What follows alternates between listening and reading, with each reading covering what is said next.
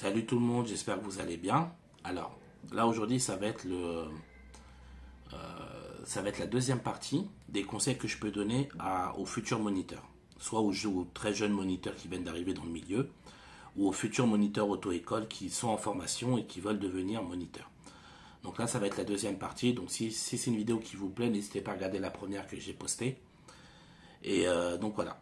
Donc, ce qui est important de comprendre dans ce métier-là, les amis, c'est que c'est un métier qui est, alors déjà, très important. Enlevez-vous tout de suite l'idée dans la tête que je vais être payé à me promener en ville. Genre, je vais rouler et je vais être payé à me promener, quoi. D'accord? Vous faites une très très grosse erreur de penser ça. Et beaucoup viennent avec cette idée-là de se dire, voilà, je vais gagner tant et je vais rouler, me promener avec des élèves, etc. Non, non, non, non. Ce qu'il faut savoir, c'est que déjà, on ne se promène pas. On conduit dans des endroits qui correspondent à notre objectif de travail. D'accord? Premièrement, donc déjà, ce qui est important, c'est qu'il faut que vous appreniez à bien connaître votre milieu. D'accord? Parce que mieux vous maîtrisez votre environnement, c'est-à-dire là où vous travaillez, mieux vous pourrez adapter vos objectifs en fonction des lieux. Voilà, par exemple, si l'élève il doit travailler l'autoroute, ben voilà, vous devez savoir où se trouve l'entrée d'autoroute pour pouvoir faire travailler ça à votre élève. Un exemple. Ou si vous avez besoin de faire travailler le volant à votre élève, il faut que vous connaissiez où se trouvent les zones pavillonnaires, que vous ayez plein de tournants à droite, à gauche, etc. Vous voyez ce que je veux dire? Donc c'est très important de maîtriser votre environnement. Et moi, ce que je vous conseille, moi c'est ce que je faisais à chaque fois que j'arrivais dans une nouvelle ville, quand je commençais un boulot, je me perdais. Perdez-vous. Vous enregistrez l'adresse de l'auto-école dans le GPS, vous perdez avec l'élève, comme ça vous allez apprendre des nouveaux endroits, et puis de toute façon, quand vous allez vous perdre, vous allez pouvoir continuer à travailler avec votre élève. C'est-à-dire que votre élève, lui, quoi qu'il arrive, il continue à bosser, d'accord? Et vous perdez, vous allez apprendre des nouveaux chemins. Vous allez vous dire, ah, en passant par là, j'arrive plus vite ici. Comme ça, si je veux éviter les bouchons, je passe par là et je peux arriver plus vite ici avec mon élève et on peut travailler plus. On ne perd pas de temps dans les bouchons, par exemple. Vous voyez ce que je veux dire? Donc, n'hésitez pas à vous perdre. Voilà, vous vous perdez et genre une demi-heure avant la fin du cours, hop, vous remettez le GPS pour retourner à l'auto-école. Et comme ça, vous allez apprendre plein de nouveaux chemins. Le meilleur moyen de les connaître, c'est de se perdre. Prenez des rues que vous ne connaissez pas. Rentrez, allez, perdez-vous. D'accord?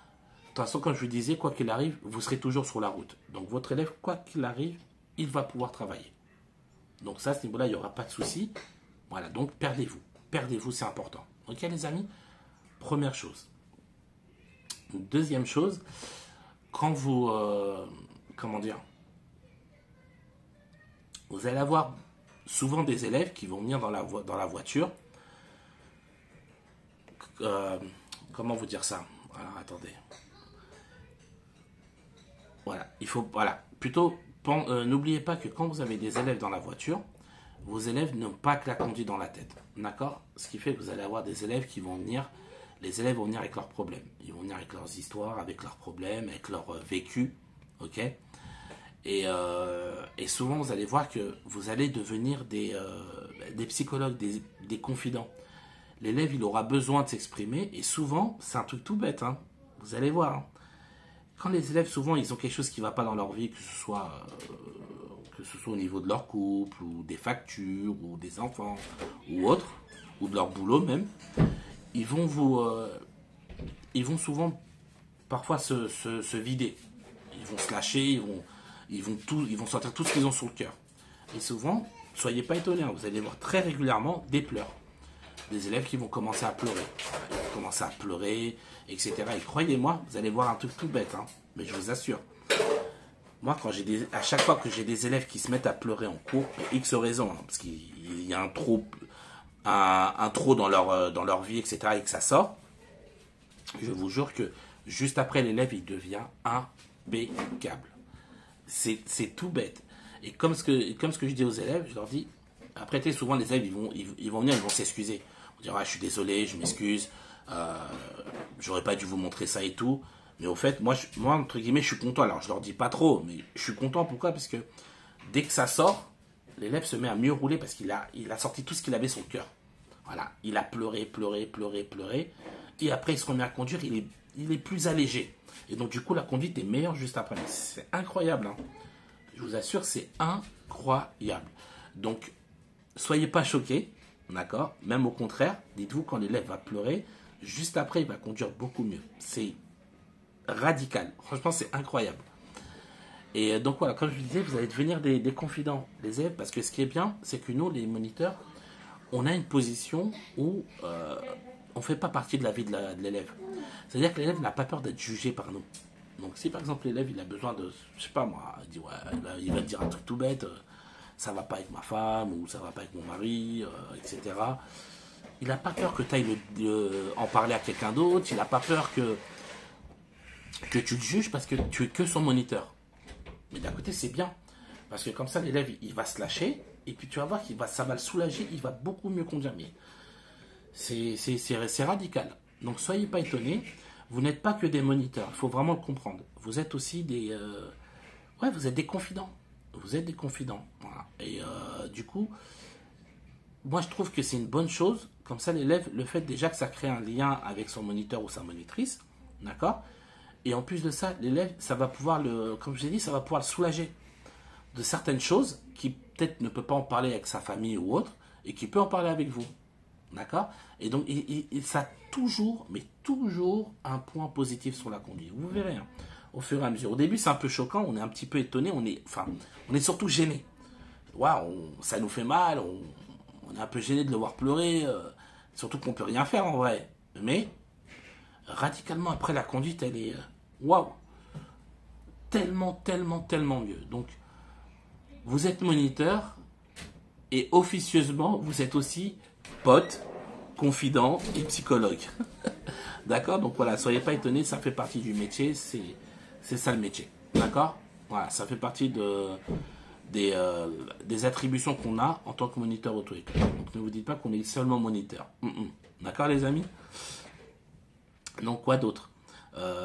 Extrêmement important aussi, là c'est pour vous en tant que moniteur, l'argent c'est bien. D'accord. Il n'y a rien à dire. L'argent, c'est bien. Mais n'oubliez pas que quand vous faites des très très grosses journées, d'accord, on est tous différents. C'est-à-dire qu'une grosse journée, ça peut être... c'est relatif en fonction des gens. On va dire, en fonction de chacun, quand on fait des journées où on est vraiment très fatigué à la fin de la journée, c'est comme un élève. Un élève, quand il est fatigué, il est moins bon en conduite. Un moniteur, quand il est fatigué, il est moins bon en tant que moniteur. Il enseigne moins bien. C'est normal. D'accord. Tout passe par le cerveau, tu expliques, tu analyses, etc. Donc ton élève, pour être attentif à lui, etc., si tu es dans l'optique de vouloir faire du travail de qualité, d'accord, et faire du bon travail, pense à t'arrêter quand tu sens que voilà, tu en as trop fait.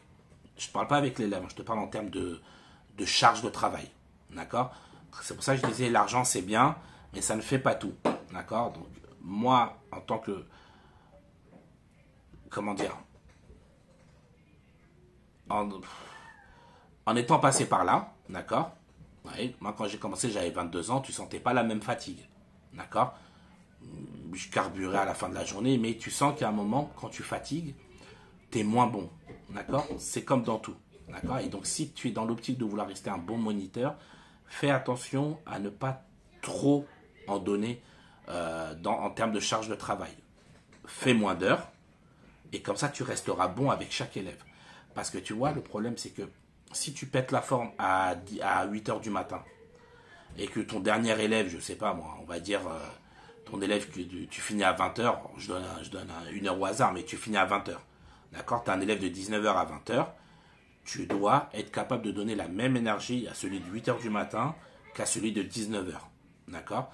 Parce que celui de 19 heures, c'est pas de sa faute si tu es fatigué. Tu vois ce que je veux dire?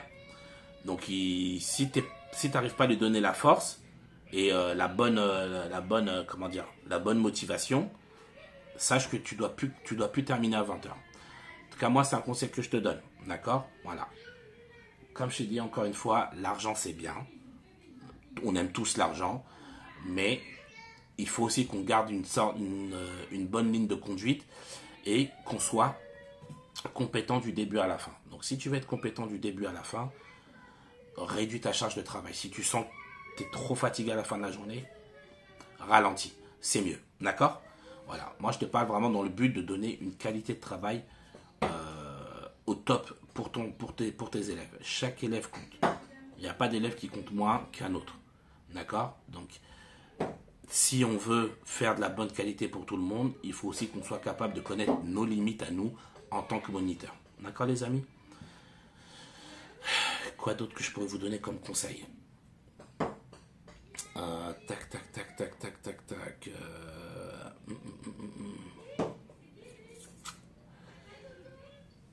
J'essaie de réfléchir. Alors, les amis, vous allez voir, la répétition, elle est extrêmement importante. Vraiment, vraiment, vraiment, vraiment. Comme quand j'en parlais dans l'autre vidéo que j'avais fait avant la partie 1, chaque élève est différent, d'accord? Mais il y a une chose qui ne change pas, c'est la répétition. Il faut vous dire, il ne faut pas vous dire, mais tu sais, quand tu apprends un élève, tu te dis, mais attends, c'est simple ce que je lui ai dit, pourquoi il ne comprend pas? Non, c'est pas pourquoi il ne comprend pas. C'est que tu n'as peut-être pas assez suffisamment répété avant qu'il comprenne. Il y a des élèves, il faut répéter, mais 800 fois. Et ça fait partie du métier, c'est comme ça. Parce que l'élève, il a besoin de beaucoup plus de, comment dire, d'avoir beaucoup plus de répétitions dans la tête avant qu'il y ait le déclic et qu'il comprenne la chose. D'accord? Voilà, on est tous différents. Tous, sans exception.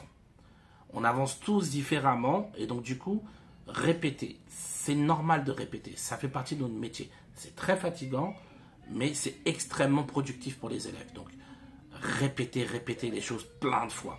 De toute façon, c'est simple. Ce qu'il faut vous dire, c'est qu'un élève, avant qu'il comprenne ce que vous lui avez dit, il va vous faire 50 fois la même erreur. Et au bout de la 51e, là, il va réussir et après, c'est fini. Mais pour ça, ces 50 fois-là, il faut les répéter 50 fois. Il faut lui réexpliquer 50 fois la même chose.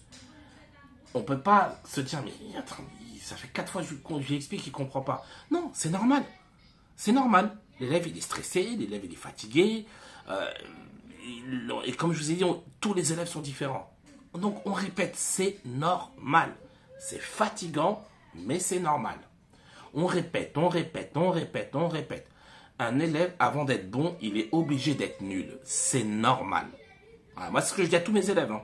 Je leur dis, mais pourquoi tu es énervé de ne pas réussir? Ouais, parce que ça fait plein de fois que tu me répètes, ça ne fait pas rentrer dans ma tête. Je dis, mais c'est normal. Si 800 fois je t'ai répété, tu n'as pas compris, ben 801 fois, tu vas comprendre. Ouais, je dis, mais c'est normal. Arrête là, tu te prends la tête pour rien. Ce que j'explique à mes élèves, je leur dis, tu te prends la tête pour rien. Tu es obligé d'être mauvais pour comprendre. Si tu fais pas de bêtises, comment tu vas comprendre là où sont tes erreurs? Et là, tu as l'élève qui cogite, qui est en train de se dire, bah ouais, ben oui. L'erreur, tu vas la faire 25 fois, et 26 fois, tu vas comprendre. Voilà, c'est vrai, je comprends. C'est chiant qu'on te répète 1000 fois la même chose et que ça rentre pas. Parce que tu veux que ça rentre vite, etc. Je suis d'accord. Mais c'est comme ça. C'est comme ça, tu peux rien y faire. Donc, te prends pas la tête. On va répéter, répéter, répéter. Donc, tu vas faire plein d'erreurs avant de progresser. D'accord? Donc, soyez pas étonnés. C'est normal. C'est normal. Il y a des élèves, vous allez répéter je ne sais pas combien de fois avant que ça rentre, avant qu'ils comprennent. C'est normal. D'accord? Prenez votre mal en patience, répétez. Je vous garantis que le fait de répéter, ça va porter ses fruits. Ça, je vous le dis clair, net et précis. Vous répétez, répétez, répétez. Reprenez l'élève 1000 fois, c'est pas grave. Le moment où il va comprendre l'élève, c'est fini. Vous ne pourrez plus jamais revenir en arrière. Une fois que l'élève a compris, il est inarrêtable. D'accord? Donc, la répétition, c'est le cœur de notre métier. On est obligé de répéter. C'est un métier où on parle énormément. On répète, on répète, on répète. Parce que chaque élève comprend les choses différemment. Il y en a, tu vas leur répéter 2 fois, c'est fini. Il y en a, il va falloir leur répéter 200 fois. C'est comme ça, on n'y peut rien. C'est le métier. D'accord? Et quand c'est comme ça, n'hésite pas à te rappeler quand toi tu passais ton permis de conduire. D'accord? Te dire, mais combien de fois tu as répété les choses avant que tu comprennes? Voilà, et dites-vous, est-ce que moi, je suis peut-être pas passé par là et qu'il m'a fallu qu'on me répète beaucoup de fois avant que je comprenne? D'accord, les amis? Donc, ne vous dites pas, ouais, mais ça c'est simple, c'est un truc simple. Non. C'est simple pour toi. C'est simple pour d'autres élèves, mais c'est pas simple pour tous les élèves. D'accord? Donc, on répète, et je te garantis que l'élève, quand il va comprendre, c'est fini. Tu reviendras plus dessus et tu n'auras plus besoin de reparler de ça. D'accord? Mais ça fait partie du métier. Ne sois pas étonné, c'est compliqué, hein? Mais c'est le métier, c'est normal. Mais par contre, tu vas voir qu'une fois que l'élève il va comprendre, tu vas te dire, mais, genre, c'est presque de la magie, quoi. Le gars, il percute tout de suite, il a compris, il fait plus la même erreur. Ouais, parce qu'il a compris. D'accord, les amis? Donc voilà, j'espère que tous ces conseils-là vous seront utiles. D'accord? Moi, j'aurais bien aimé qu'on m'explique tout ça avant que je commence le taf. Moi, je vous dis en tout cas, bon courage à tous les collègues, force à vous. Et puis voilà, j'espère que vous pourrez durer sur vous pourrez continuer sur la durée dans ce métier-là.